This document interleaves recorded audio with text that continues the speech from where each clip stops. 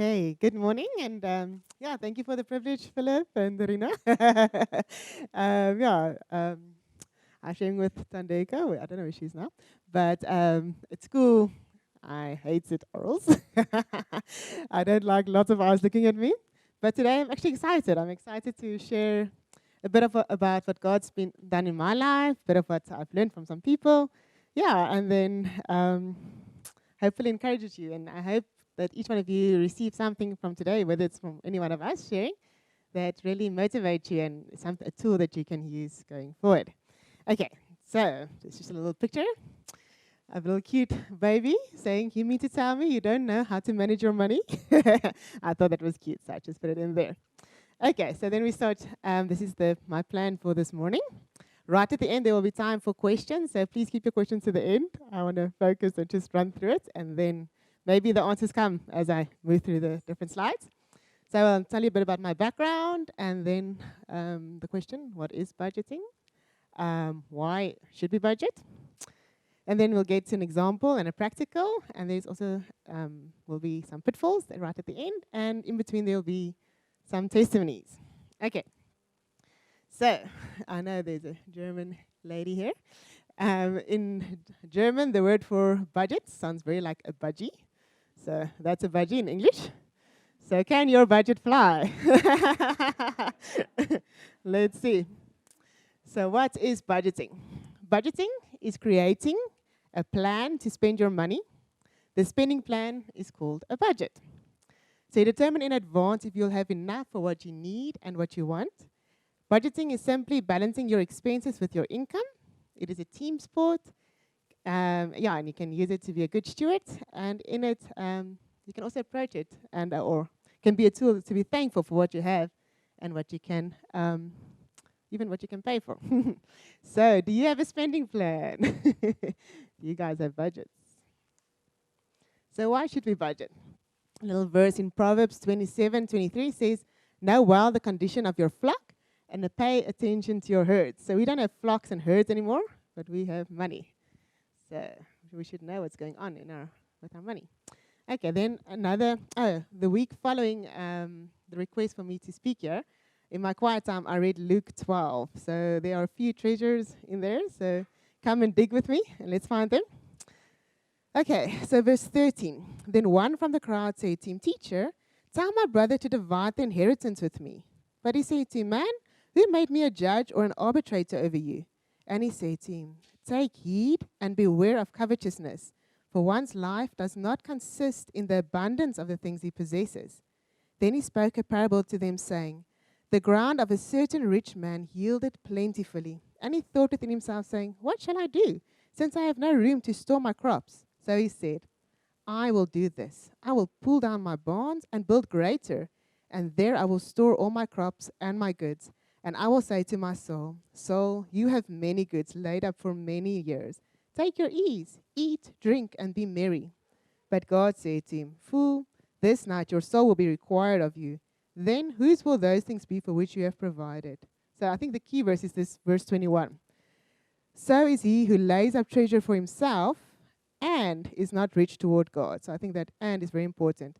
I don't think it says we shouldn't lay up treasure or we shouldn't work, like Philip also shared, but rather in that, are we being rich towards God?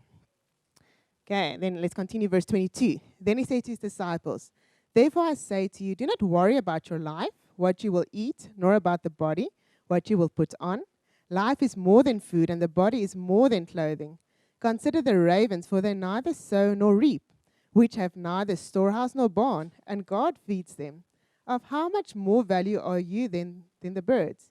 And which of you by worrying can add 1 cubit to his stature? If you then are not able to do the least, why are you anxious for the rest? Consider the lilies, how they grow. They neither toil nor spin. And yet I say to you, even Solomon in all his glory was not arrayed like one of these. Then God so clothes the grass, which today is in the field and tomorrow is thrown into the oven. How much more will he clothe you, O you of little faith?" Sorry, I just realized I didn't start my timer. Okay. So, we continue, verse 29. "And do not seek what you should eat or what you should drink, nor have an anxious mind.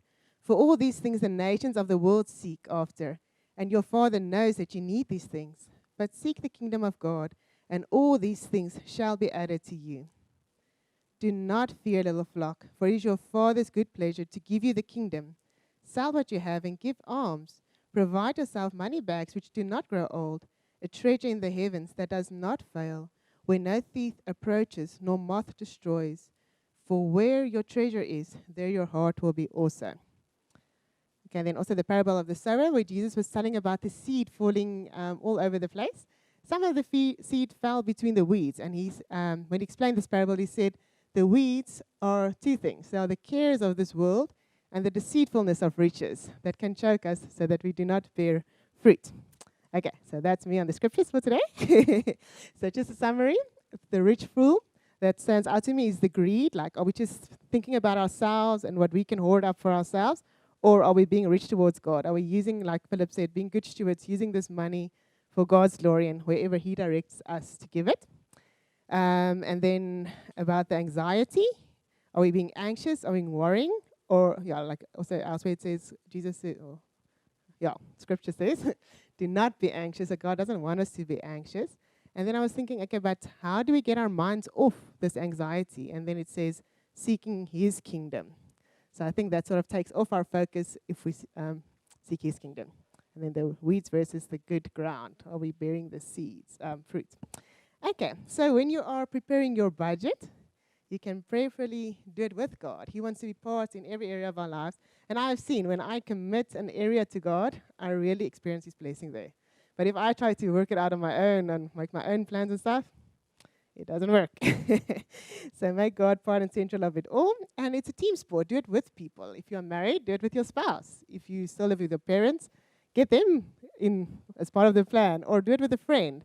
It helps for accountability to reach your goals and, just to be accountable with how you use it. Okay, so it's time for a testimony.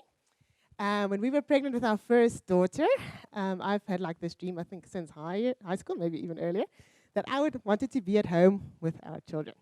So we were doing the sums and calculating, are we going to manage it on one salary, just on my husband's salary? And it was tight. So we're like, okay, we can do it, but maybe for a year or two. And I was like, I was a bit anxious about this plan because I had a good job at Atterbury at that stage. And I was like, oh, Lord, should I do this? Should I take this jump? And I just felt God saying, and if it doesn't work out, what keeps you from looking for a job then? I'm like, okay, that makes sense. So I was like, okay, I'm going to do it. So we don't always have to do everything perfectly. Sometimes you try something, it doesn't work, and you can go and adjust it. Okay, so I resigned in December. May was born in January. And then the day before her birthday, at that stage, Peter was, he's still working at NMISA, NMISA. He had been working there for 5 years, and he had never received an increase. They're also not that regular on their annual bonuses. So the day before her birth, he received 2 letters. The one was an annual bonus. And then the other one that actually gone and adjusted salary. So he got an increase of 40%. So it's like, wow, Lord. Thank you just for your favor and, just coming through. So here are 6 practical steps in creating a budget. Step 1, what is your net income? What is the money you have coming in? Step 2, track your spending. What is your money going out? Step 3, set your goals. Do you have a student loan to pay off? Do you want to buy a house or a car? That will be your goal. Step 4, make a plan. How are you going to reach that goal? Okay, so here's a hint. Every month you can put away an amount of money and build up a fund to buy that or pay off or, pay that loan off step by step. Step 5, adjust your habits if necessary. To have a budget is to realize what is your spending habits and how are you going to reach your goals with your habits as they are, or do you need to go and adapt them? For example, if you are spending most of your money on entertainment, but you actually have a dream you want to buy this thing, maybe you need to spend a bit less on entertainment so you can save a bit more. Okay, then step 6, a budget is not set in stone. So you can go back and adjust it so that it stays up to date or, Okay, so what is the budget rule? Is there one ring to rule them all? Okay, so when you Google, there are lots of rules on the internet. So I will share. There's a 50-30-20 one that says use 50% for your needs, 30% for your wants, and save 20%. In determining, you're all going to develop your own budget rules. So you can actually share these. Oh, yeah, take one and pass along. So, yeah, you're going to develop a rule now.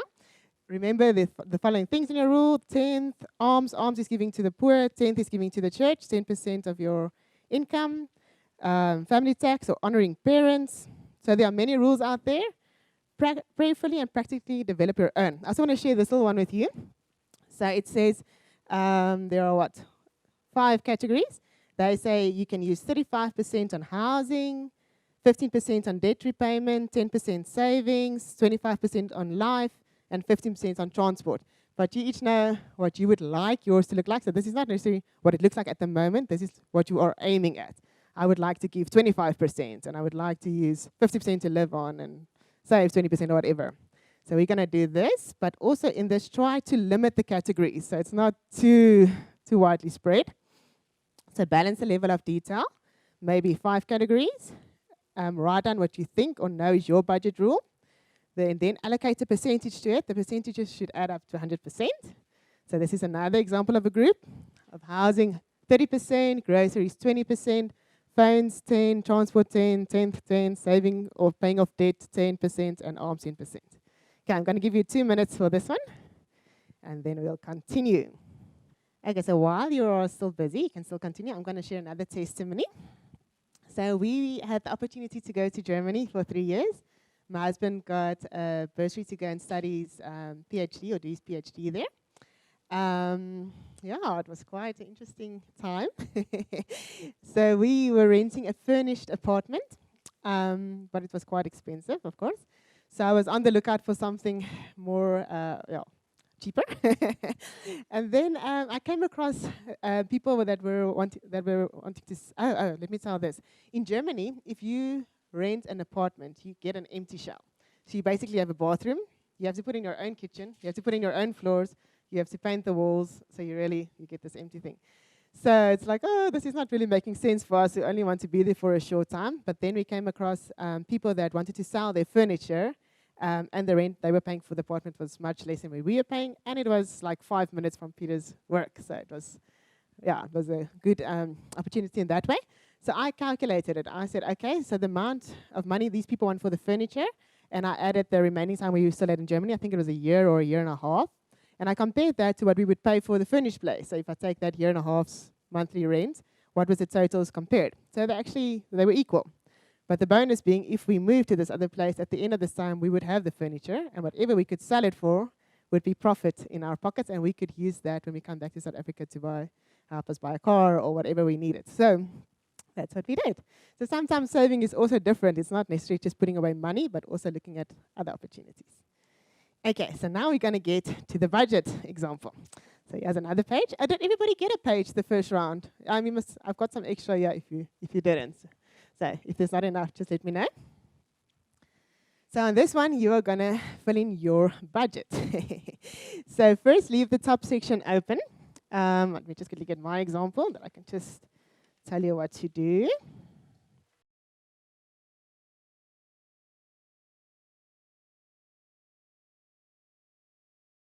Okay, some pitfalls in budgeting. The first one is not having a budget. The second one is guessing or leaving out items because then your budget is not complete. The third one is tracking expenses. Your budget is not supposed to be a doorstop on your desktop. The fourth one is cash flow. If you receive a paycheck and you blast it in the first week and you don't really live for the next 3.5 weeks, it's not a very comfortable way of living or healthy way, I think. So that's also not the ideal. The fifth one is not working as a team. So if you are married and you've got a budget, the one is sticking to the budget and the other one is blasting the budget. Yeah. The sixth one is not having an emergency fund. So sometimes, some months, something comes up that you didn't budget for. Then you need to have saved some money and kept it separately for those months. So say your car broke down and you need to pay more, or you've got some unplanned medical expenses. You have to put away some money for these things. The seventh one is not budgeting for yourself. Example, entertainment, because your budget isn't realistic then, you're not going to stick to it. So you need to build in for yourself as well. Number 8, assumptions. Are there too many unplanned or other items? So when you compare it to your actions, like, oh, I didn't budget for this. Oh, I didn't budget for that. Are they once-off things, or are they actually things that recur monthly? Because then bring them into your budget so that your budget is really a tool that you can know what you're getting in, what you're giving out. Okay, then number 9, cash flow. So we all like those sales or bargains, buy 2, get 1 free. But if you step back and think about it, do I need 2 bottles of shampoo this month? I know one costs 65 Rand. I can buy 2 for 100 Rand. I'm not going to use 2 in this month.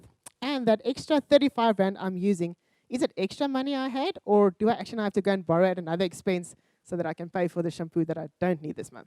So just remember those things. Okay, then I'm done. Any questions?